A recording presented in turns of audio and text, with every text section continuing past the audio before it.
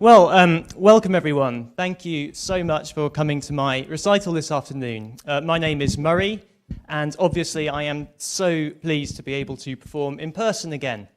And welcome especially to those of you who are watching from home. It's great to have you as well. Just to say, from the point of view of raw excitement and energy, the program definitely builds and intensifies as we go. So please stick with us and don't bail on us halfway through. So we are raising some money for Tearfund today, which we'll hear about a bit more later on. But you should see instructions on how you can give on your programs or on the description of the video that you're watching. The piece that you just heard me play was a Rachmaninoff prelude, and it's a very typical Rachmaninoff piece, I think. He loved Russian church bells. And I think in that middle section, you could get a really good example of how the piano can so effectively depict bells.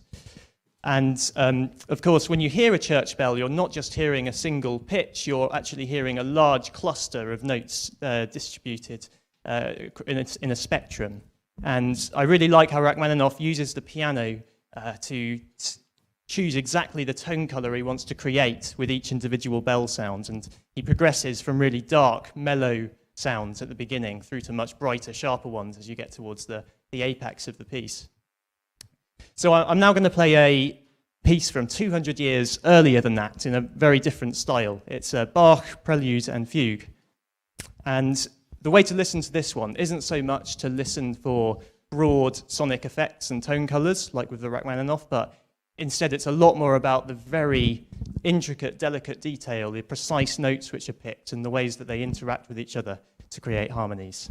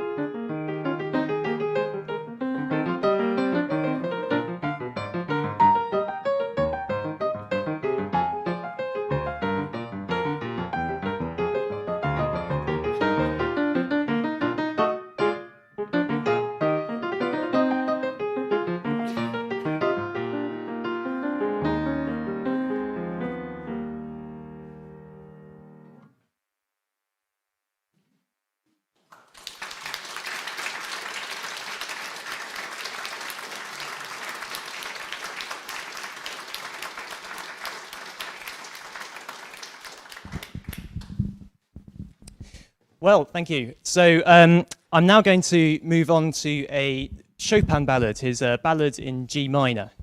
I don't know how many of you have seen the film The Pianist, but it's a brilliant film about a Polish Jewish concert pianist called Władysław Szpilman. And this piece features at a really iconic moment in that film, if you've seen it. Szpilman has managed to escape being sent to the concentration camps and instead spends months wandering around, hiding away in Warsaw. And you reach this really desperate point in the film where he's become this beshaggled, trembling, isolated skeleton of a man, desperately trying to find food. And as he's trying to pry open this jar of pickles, he stumbles into a Nazi officer. And the officer, instead of shooting Szpilman on the spot, he finds out who he is and takes him through to the next room. And there, standing in the room, is a lone standing grand piano. And Szpilman is able to pull off a really poignant rendition of this ballad by Chopin.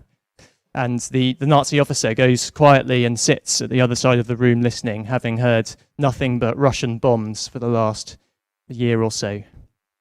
I think it's a really well-chosen, really fitting piece for this moment in the film, because it seems to me like there's constant tension in the music.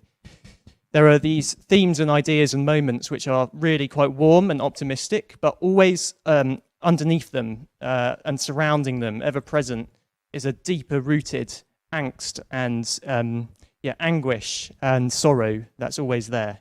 And I don't think the music actually comes to a proper resolution. Chopin doesn't close off the themes, but instead the music sort of disintegrates and collapses at the end, leaving everything open-ended. And hopefully you'll hear what I mean by that, but it links in really well as well to the video from Tearfund, which we'll be watching after I finish playing.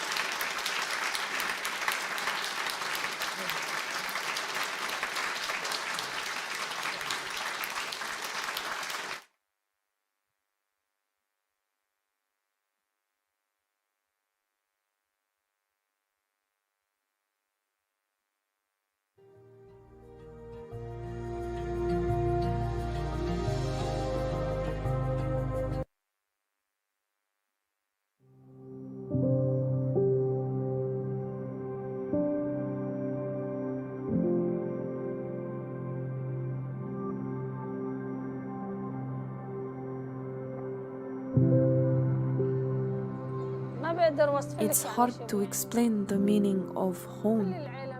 It's the feeling of having all my family and holding them dear in my heart. All that's left in this photo is me. Everything else is gone.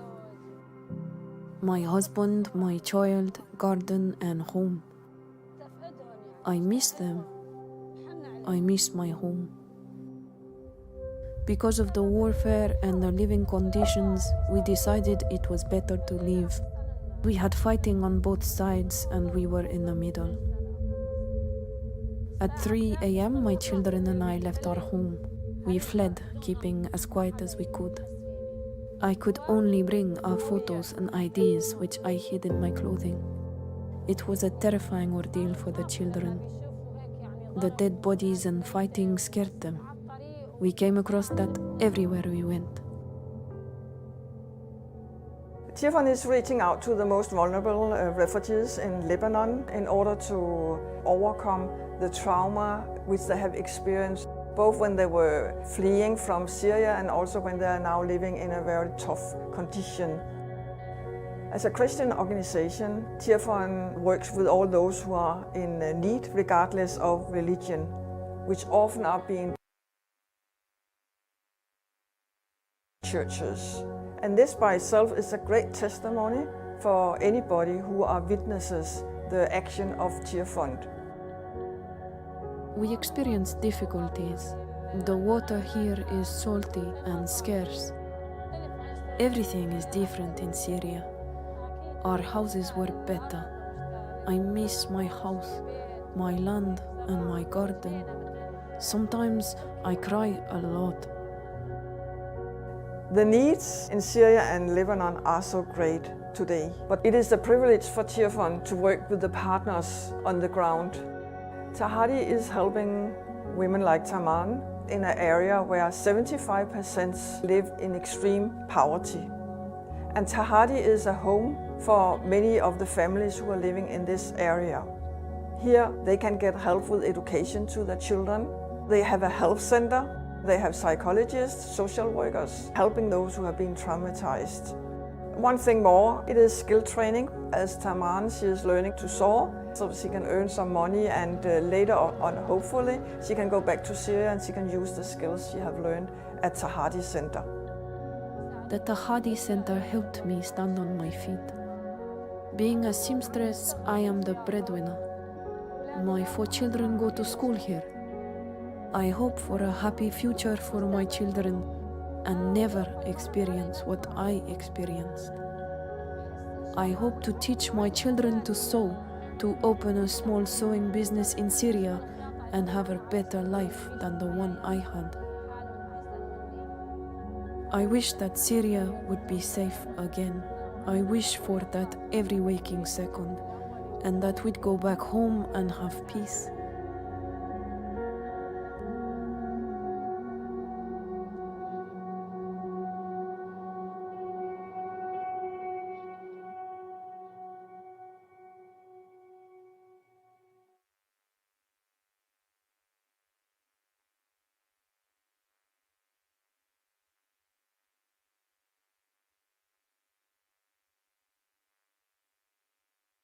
Okay, well, I don't know whether you had sound at home, but we didn't manage it here. But we will make that video available for you to watch on the event on social media, and I'd encourage you to go back and watch that with the sound. Obviously, you had the subtitles just then, yeah. So this is the work that Tearfund does, and I'd just like to say a word based on that and something for you to think about if you go away and rewatch that video.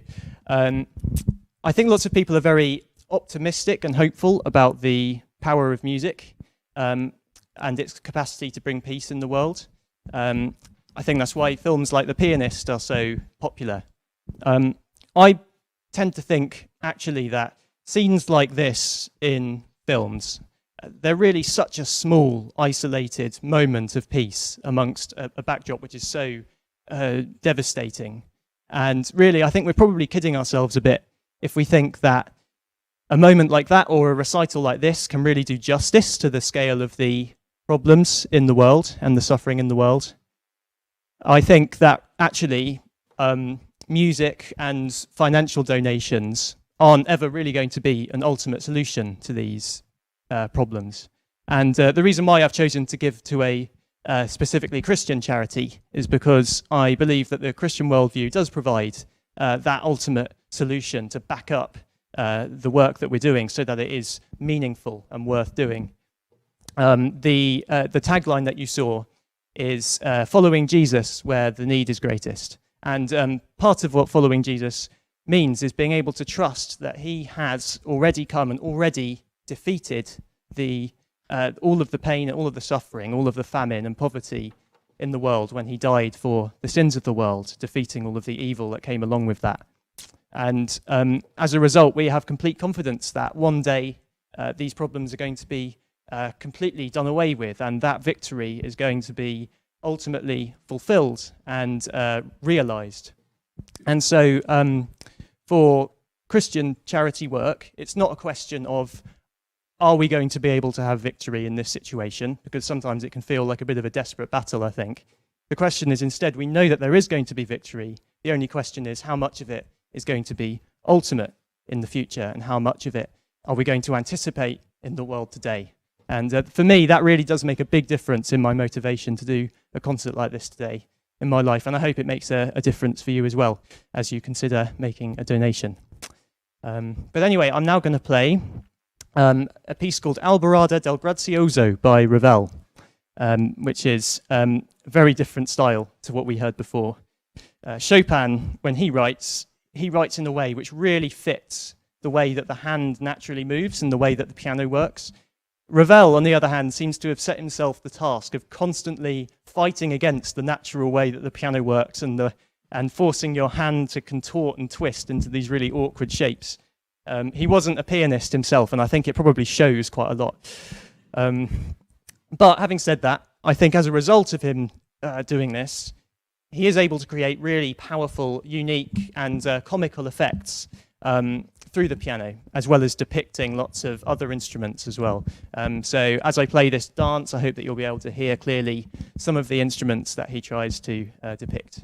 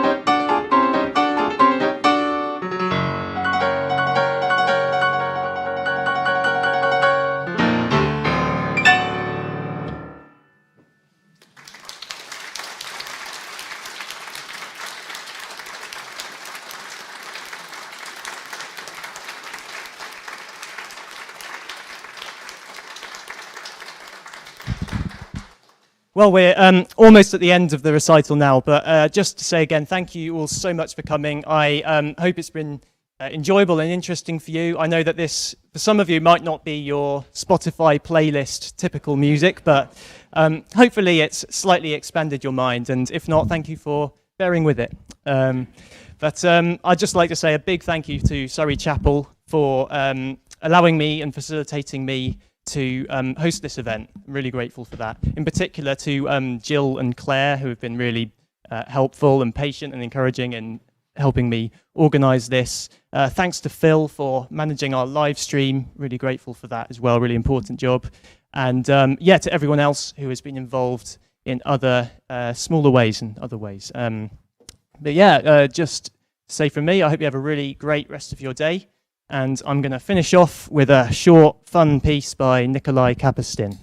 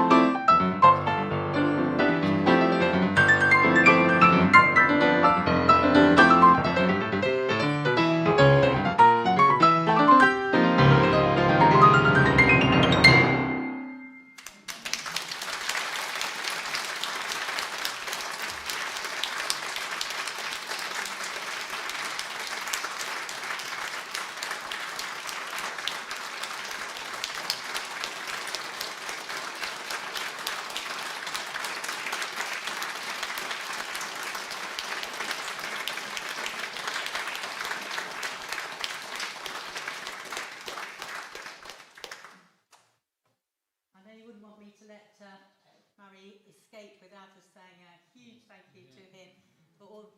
Have I not pressed this on? Without saying a huge thank you to him for all the effort he's put into this afternoon. Can you imagine how many hours of practice it takes to perform like that? I can't imagine, actually. And in the difficult circumstances of the past year, to bring that to fruition today for us to enjoy. And for most of us, of course, it's the first time we've been out somewhere exciting for months and months and months, isn't it? So it's been a real special day for us. And for those of us at Surrey Chapel who've known Murray since he was about 4 years old, we can all burst with pride in the same way as his family do when we hear him play like he did this afternoon. So thank you so much, Murray. Let's give him another clap.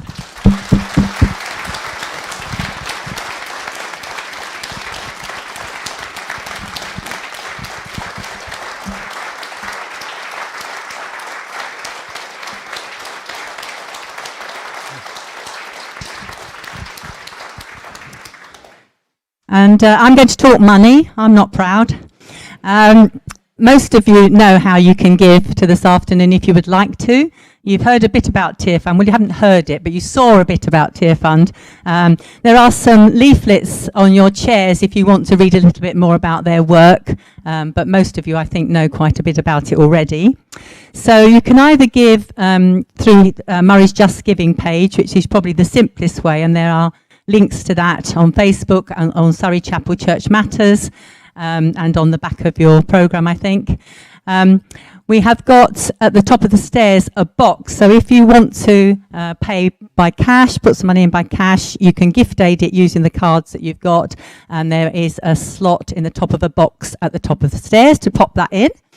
I never thought I'd say this, but we have now at Surrey Chapel got a card machine. Woo! Thanks to Steve Gerling. So if anyone wants to pay by card, you can tap your card at the top of the stairs as well. The only problem with that is that I don't think it copes with gift aid, but it's a nice, efficient way of doing it. Now, the last time I looked, and this was this morning, he'd already raised £1,670. Which is what you call blind faith, because nobody knew what it was going to sound like when we got here this afternoon. Might have been playing Three Blind Mice or something. But anyway, he's already raised, getting on for £2,000, and I think his aim is £3,000. And you saw from the film, just a small amount of money just makes a huge difference to the lives of people who have absolutely nothing. So we'd love you to be generous for that. Thank you. When you go, we have to do everything very carefully, so we'll send you out a few at a time. Please don't linger on the stairs. You can go outside and chat to people outside, but we don't encourage people to stay inside and chat. If you've got pens and leaflets and things that you don't want, if you can just pop them in the green box that's at the top of the stairs. Are we going for a table or not? Do we know what the weather's like? It's possible, if the weather's okay, there may be a table outside with some goodies on that you can buy for Tearfund, made by anybody in this church called Kathy, makes beautiful things. So if you want to go and have a look and see if it's fine enough, do you want to pop out and do that? And those things will go to Tearfund as well. I think that's probably all I need to say. So thank you very much for coming. And I'm going to ask Chris Hutchinson if he might sort of steer you out a few at a time, Chris.